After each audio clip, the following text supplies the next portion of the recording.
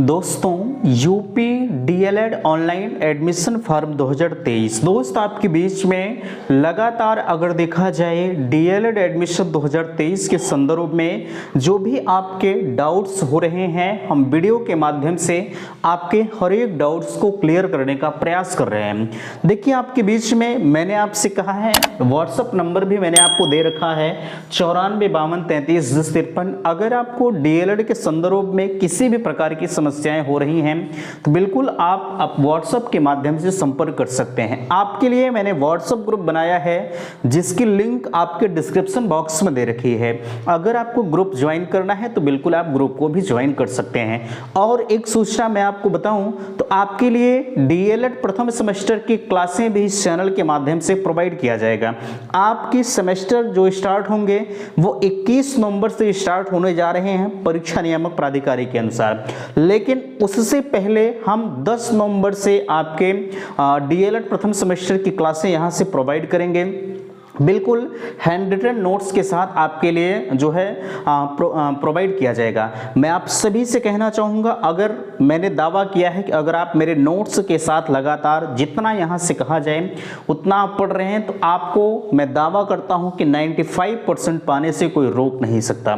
ठीक है, बहरहाल आप डेमो क्लास की बात कर रहे थे तो डेमो क्लास जो है प्लेलिस्ट बनी हुई है, प्लेलिस्ट आप ओपन करके देख लीजिए। हाँ, उसमें कुछ वीडियोज़ ऐसे हैं जो प्राइवेट करके रखे गए हैं सिर्फ और सिर्फ सुरक्षा मात्र के लिए। आपके लिए जो हैंड रिटन नोट्स होगा वो पेड कोर्स के रूप में होगा। एक महज छोटी सी प्राइस होगी जिसे हर विद्यार्थी परचेस कर सकता है। ठीक है, आप जितना प्राइस में रखता हो ना आप उतना तो यार हर रोज खर्च कर देते होगे।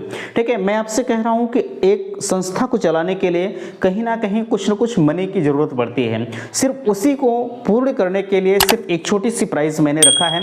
अभी कितनी प्राइस होगी अभी उसके बारे में हम अनाउंसमेंट नहीं कर रहे हैं। जब आपकी क्लासें यहां से प्रोवाइड होंगी तो एक हफ्ते 10 दिन पहले आपके बीच में उसका जो रेंट होगा वो आपके बीच में बता दिया जाएगा। ठीक है, बहरहाल इतना आप अभी से जान लीजिए कि आपकी प्रथम सेमेस्टर की क्लासें रामबाण क्लास जिससे हम कहें तो आपके लिए यहां से प्रोवाइड किया जाएगा।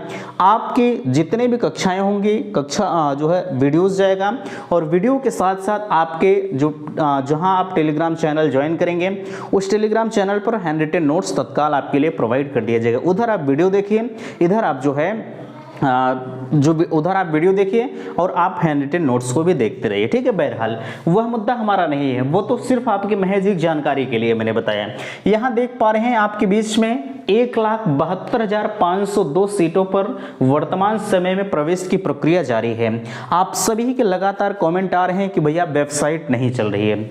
मैंने वेबसाइट के संदर्भ में आज की डेट में पीएनपी गया, वहां से जो भी सूचनाएं मिली मैंने आपको दोपहर में ही शेयर कर दिया। ठीक है, आपके लिए मैंने लगातार संघर्ष किया। अब कुछ लोग इस पर कटाक्ष भी करते हैं कि पता नहीं गए या नहीं गए। देखिए एक चीज अगर हम बात बताएं, एक विश्वास बहुत बड़ी चीज होती है। अगर आपको विश्वास नहीं है तो बहरहाल यार सब कुछ बेकार है। ठीक है, लेकिन कुछ लोग ऐसे हैं जो आपके ग्रुप में भी कुछ अभ्यर्थी ऐसे हैं जो वहां पर बराबर मिलते जुलते रहते हैं, उनको विश्वास है। ठीक है, ऐसा नहीं हर कोई ये नहीं कहता कि आप नहीं गए थे। बहुत सारे अभ्यर्थी ऐसे हैं जिनको पूर्ण रूप से विश्वास है कि नहीं ये जाते हैं। ठीक है, और ये सत्य भी है कि मैं जाता हूँ। मेरा ये काम नहीं है कि मैं आपके प्रूफ के लिए मैंने सेल्फी लेकर आपके बीच में फोटो डालूं। मैं कभी ये नहीं करता, चाहे जहाँ जाऊँ। आपने देखा होगा तमाम तरह के धरना प्रदर्शन चल रहे हैं, लेकिन मैंने कभी धरने के साथ अपना फोटो लेकर नहीं अपलोड किया। ठीक है, ये सारे प्रोसेस आपको पता है। बहरहाल वो चीज़ें छोड़िए, मेरी बात हो रही है 1,72,502 सीटें खाली हैं और उसके साथ साथ डाइट की भी इन्हीं में इंक्लूड हैं 1511 सीटें। ठीक है, यानी इन दोनों को मिलाया जाए, इन दोनों को क्या 1511 यानी टोटल दोनों प्राइवेट और डाइट को मिलाकर 1,72,502 सीटें खाली है। आप ये कह रहे थे कि ये जो 4th फेज चरण की काउंसलिंग हो रही है इसमें अभी तक कितनी सीटें भर चुकी होंगी। एक अनुमान जो लगाया जा रहा है, अगर हम उस अनुमान के अकॉर्डिंग बात करें तो आपके सेकेंड फेज के लिए आप जो कह रहे हैं कितनी सीटें भर चुकी होंगी, तो एक अगर अनुमानतः देखा जाए तो 60,000 सीटें मानकर चला जा रहा है इस जो वर्तमान समय में काउंसलिंग 1,80,000 से चल रही है 2,40,000 तक, संभवतः इतनी ही चल रही है, ठीक है। यह हमें लगता है कि जो है 1.5 लाख से चल रही है, ठीक है, जो भी चल रही हो, है ना। शेड्यूल मुझे याद नहीं आ रहा है, बट आपका 6 तारीख यानी परसों के डेट में रिजल्ट आएगा। कल आपके पास अंतिम दिन शेष बचा हुआ, ठीक है। तो जो भी चल रहा है, यानी हम मानकर चलते हैं 1 से 2,40,000 तक के जितने भी अभ्यर्थी हैं, ठीक है, सभी की काउंसलिंग कराने के बाद हम आपसे बात कर रहे हैं। ये आप कह रहे थे कितनी सीटें खाली रह सकती हैं, तो मैंने बताया ना 1 लाख सीटें कम से कम आपके सेकंड फेज के लिए खाली रहेंगे। ये 100% सत्य है, ठीक है। ये बिल्कुल पुख्ता अपडेट हम आपके बीच में शेयर कर रहे हैं। आज पीएनपी से ये सूचनाएं मिली हैं, तो ये मैं अपनी तरफ से बात नहीं कर रहा हूं, है ना। 1,10,000 आप मानकर चलिएगा, हम कम से कम आपको बता रहे हैं 1 लाख सीटें, ठीक है। चलिए, इतनी चीजें आप समझ गए। अब यहां तो आपने देख लिया कितनी सीटें भर सकती हैं। सीटें भरने का अनुमान भाई, जब खाली सीटें आप जान गए तो कितनी भर सकती हैं वो भी आप जान गए होंगे, ठीक है। अब यहाँ देखिए, बहुत सारे अभ्यर्थी ऐसे हैं जिन्होंने यहाँ तक कि 5,000 यानी 10,000 रुपए का पेमेंट भी कर दिया है, बट वो जिन्हें जो कॉलेज उन्हें मिला है उस कॉलेज से वो संतुष्ट नहीं है, ठीक है। वो लगातार कॉल्स कर रहे हैं कि भैया हम अपने कॉलेज से संतुष्ट नहीं हैं, उनकी जो फीसें हैं वो ज़्यादा हैं, तो हम जो है अगर हम कॉलेज को चेंज करें तो मेरे साथ हो क्या सकता है। देखिए, अभी तक तो ऐसा कहीं लिखित प्रावधान नहीं है, ठीक है, कि हालांकि ये चीज़ें हैं, लोग कहते हैं कि मुझे इस फेज में जो वर्तमान समय में चल रहा है, मुझे अगर कोई कॉलेज 4th फेज तक भी नहीं मिलता है तो क्या हम जब सेकंड फेज में जाएंगे तो ये मेरा 5,000 उसमें इंक्लूड होगा या नहीं होगा। देखिए, मैंने आपसे बताया अभी ये कहीं लिखित प्रावधान नहीं है, लेकिन 99% उम्मीद है कि अगर आपको इसमें कोई कॉलेज नहीं मिलता है तो आपको इसी 5,000 से अगले फेज में भी जो है काउंसलिंग कराने का अवसर मिलेगा। लेकिन उन्हें नहीं मिलेगा जिन्हें कोई कॉलेज अलॉट हो गया है, ठीक है, और वो कॉलेज के कंफर्मेशन शुल्क 5,000 रुपये फिर से यानी टोटल 10,000 रुपया नहीं जमा कर रहे हैं, उनको दोबारा से ये 5,000 रुपया जमा करना पड़ेगा सेकंड फेज के लिए। उसके बाद ही वो सेकंड फेज काउंसलिंग में पार्टिसिपेट कर पाएंगे। लेकिन एक चीज और, एक कंडीशन और होती है, जिन्होंने 10,000 रुपये कॉलेज अलॉट हो गया, आपने 10,000 रुपये का पेमेंट कर दिया, अब सोच रहे हैं कि मैं कॉलेज बदल दूं तो कैसे होगा। वही कंडीशंस आपके साथ लागू होती हैं। आपका जो 10,000 जमा है वो पूरी तरह से जहां है वहीं समाप्त हो जाएगा। लोग रिफंड की बातें कर रहे हैं कि ये मेरा रिफंड होगा या नहीं होगा, तो रिफंड आपका 1 रुपया भी नहीं होगा, ठीक है। वो अगर आप 10,000 रुपया छोड़ सकते हैं तो छोड़ के आप सेकंड फेज में चले जाइए, वहां पर आपका एडमिशन हो सकता है, कोई दिक्कत नहीं होगी, ठीक है। आप कॉलेज बदल सकते हैं, लेकिन आपको थोड़ा सा लॉस करना पड़ेगा। ये आप अगर मानते हैं तो ठीक है, अन्यथा की स्थिति में आपको जहां कॉलेज मिला है आप एडमिशन ले लीजिए। लोग कह रहे थे कि अगर हम सीट को चेंज करते हैं, जैसे जहां मुझे मिला है जो है, और हम दूसरे कॉलेज में जाएं तो क्या मुझे सीटें मिल सकती हैं। ये कोई गारंटी नहीं है कि जहां आप चाह रहे हैं वहां मिल सकता है ना। खुदा न खास्ता जो 4th फेज चल रहा है उसमें सबकी सीटें फुल हो जाएं। सबकी सीटों का मतलब जिस कॉलेज में आप चाहते हैं हो सकता है उनकी सीटें फुल हो जाएं, ये भी हो सकता है। इसलिए अभी आपके पास मौका है जहां आपको मिला है। हाँ, अगर भाई फीस का कोई मसला हो, ज़्यादा लग रहा हो तो ये मामला अलग का हो जाता है, लेकिन अगर फीस उसका मामला नहीं हो तो भैया आप एडमिशन ले लीजिए यार, काहे को 10,000 रुपये आप नुकसान करेंगे, ठीक है। ये मैटर आपका है, आप इसे सुलझाएंगे, ठीक है। मेरा काम है गाइड करना, आपको मैंने बता दिया, ठीक है। चलिए, यहाँ 5,000 को लेकर सभी कंफ्यूजन दूर। फर्स्ट फेज में काउंसलिंग नहीं करा पाए तो सेकंड में हो सकता है, बिल्कुल हो सकता है। कुछ लोग ऐसे भी हैं जिन्होंने काउंसलिंग नहीं कराया, अब उनके दिमाग में आ रहा है, लोग अभी भी इस तरह के कंफ्यूजन्स में पड़े हुए हैं कि हम बीएड करें या बीटीसी करें, ठीक है। किसी को बीएड करना होगा तब भी मुझे बताइएगा, ठीक है। अच्छे खासे छोटे दामों में मैं आपका करवा दूंगा, कोई दिक्कत नहीं है, ठीक है। चलिए, यहाँ इस चीज़ की बात छोड़िए, मैं बीएड पर चर्चा नहीं करूंगा, लेकिन जो फर्स्ट फेज का जहाँ तक सवाल है, अगर आप जो है फर्स्ट फेज में नहीं करा पाए हैं तो सेकंड फेज में करा लीजिएगा, कोई दिक्कत नहीं। अब सोचिए, उनके लिए एक सुनहरा अवसर था, जहां चाहते वहां कॉलेज मिल जाता, लेकिन वो लोग अभी मस्ती भरे चाल में सो रहे हैं। लोग 5,000 रुपये पूछ रहे थे, ये जो काउंसलिंग शुल्क जमा होगा, अभी आज मेरे पास करीब 20 कॉल्स आई, भैया हम क्या 5,000 आज जमा कर सकते हैं। नो, आप कल तक 5,000 रुपये जमा कर सकते थे, यानी 3 तारीख तक, ठीक है। 15 सितंबर से आपको 3 अक्टूबर तक मौका मिला, नहीं कर पाए तो उसमें यार न मेरी गलती है न पीएनपी की गलती है, ठीक है। मैंने हर कदम पर आपको गाइड करने का प्रयास किया, नहीं पाए तो आप खुद उसके जिम्मेदार हैं, ठीक है। लेकिन 5,000 पेमेंट करने का जो अंतिम तिथि है वो समाप्त हो चुकी है। अब जिनका जमा हो गया है, काउंसलिंग सिर्फ उन्हीं का होगा, अब उसमें किसी का दाल गलाए नहीं गलने वाले, ठीक है। ये एक देसी कहावत है, आपको पता है, ठीक है। चलिए इतनी चीजें आप समझ गए। 5,000 को लेकर कंफ्यूजन्स मैंने आपका दूर कर दिया। कोई भी पैसा आपका रिफंड नहीं होगा। आपने 5,000 रुपये काउंसलिंग शुल्क नहीं जमा किया तो आप नहीं जमा कर पाएंगे, ठीक है। बाकी आपके जो भी क्वेरीज होंगे आप इन नंबरों पर मुझसे संपर्क कर लीजिएगा, हम आपको बता देंगे।